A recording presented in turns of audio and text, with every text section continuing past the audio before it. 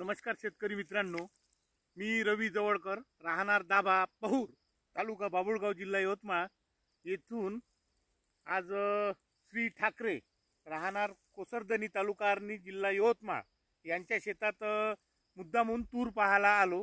तुरीच्या प्लॉटला भेट द्यायची या म्हणून आज इथे पाहणी करण्याकरता आलो।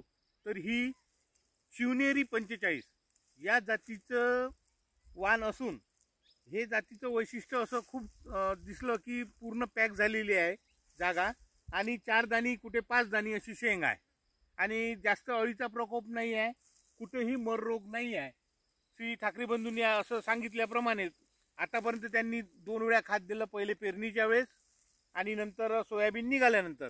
यात सोयाबीनचे त्यांनी आंतरपीक घेतलेलं आहे, ते त्यांना एकरी 12 क्विंटलपर्यंत उतारा आलेला आहे। आता या तुरीला भेट देताना असं जाणवलं वैशिष्ट्य की बुवा हे तूर पूर्ण फैललेली आहे, पूर्ण तुमच्या भागात जे काय याला पूर्ण पागोरे वगैरे काढून सगळे भरपूर शेंगा लागलेले आहे, जसे असे झुपकेदार असे हे आहे, आणि दाणे व्यवस्थित भरलेले आहे, पूर्णतः दाणे कुठेही पोचट शेंग नाही आहे, आणि दाणे व्यवस्थित, दाण्याचं वजन भरपूर आहे। तसंच कुठेही मर रोग किंवा उभरणे ज्याला म्हणतो आपण तुरीचा, हा प्रादुर्भाव सगळीकडे जास्त दिसतो, पण या प्लॉटमध्ये कुठेही उफाळलेली तूर म्हणा किंवा मेलेली तूर, मर रोग, फ्युजेरियम वेल्ट वगैरे अशा नावाचा कुठेही प्रकार इथे दिसत नाही आहे। अशा प्रकारे हे वाण श्री विनोद भाऊ मैंद,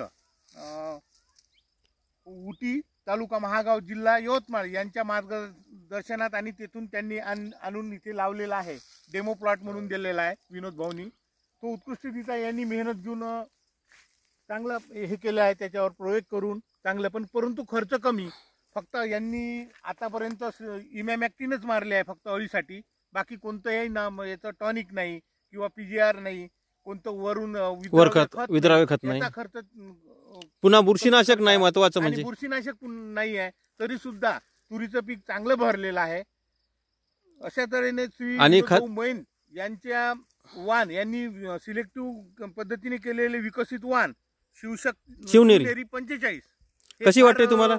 समाधानकारक आणि उत्पन्न देणारं असं वाण निदर्शनास आलेलं आहे। आणि खताची मात्रा तुम्ही 2 वेळ 3 वेळ देऊ शकता, फक्त खतामध्ये तुम्हाला आगाऊचा खर्च करायचा नाही, मायक्रोन्यूट्रिएंट्स वगैरे, सल्फर, मॅग्नेशियम काही टाकायचं नाही, सर्व खिशात पैसे आगाऊचे घालायचे, आणि औषधीमध्ये फक्त इमामेक्टिन फवारायचं, 4 फवारण्या किंवा 3 फवारण्या, बाकी काही वरखत, बुरशीनाशक, टॉनिक काही टाकायचं नाही, आपला तिथेच निम्मा खर्च पूर्ण पैसे आपले वाचतात। आणि दुसरी यांनी आणि ऍव्हरेज मध्ये विशेष म्हणजे तर 14, 15, 16 पर्यंत, 17 पर्यंत जाते ही व्हरायटी।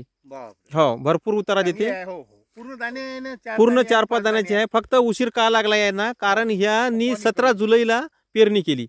हा, आता हे काही भाग कापला, काही भाग राहिला, तर आता आणि विशेष म्हणजे कोरडवाहू आहे ही पूर्ण, सर्वात महत्वाचं।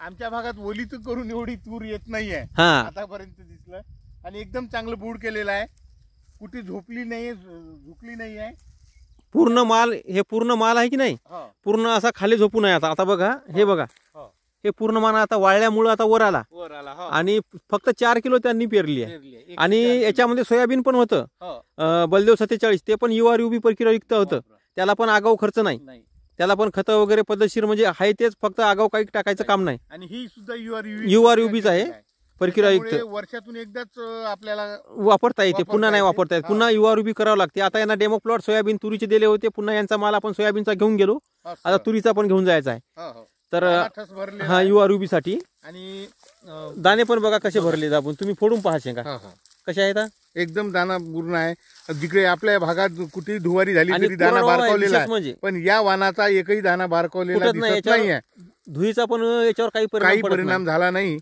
आणि बुरशीचाही नाही, पूर्ण दाणे भरून जाते। आणि 4 किलो एकरी टाकलं, आणि एकदा छाटणी केली 1.5 महिन्यांनी, तर कशी वाटली तुम्हाला? समाधान वाटलं? समाधान वाटलं, इतक्या दूर येऊन असा तुरीचा प्लॉट पाहायला भेटला, तोही कोरडवाहू। हा, कोरडवाहू विशेष म्हणजे, आणि ठिबकवर जे सिंचनावर असते त्याच्यापेक्षा झाली असते, बनले आहे, तर तुम्ही समाधान या तर पाहून, तुम्ही आता एवढ्या दूरून आले। शिवनेरी 45 चांगलं वाण वाटलं, एकदम चांगलं आहे, समाधानकारक आहे, ठीक आहे, शेतकऱ्यांना उत्पन्न देणार आहे कमी खर्चात। ठीक आहे, धन्यवाद।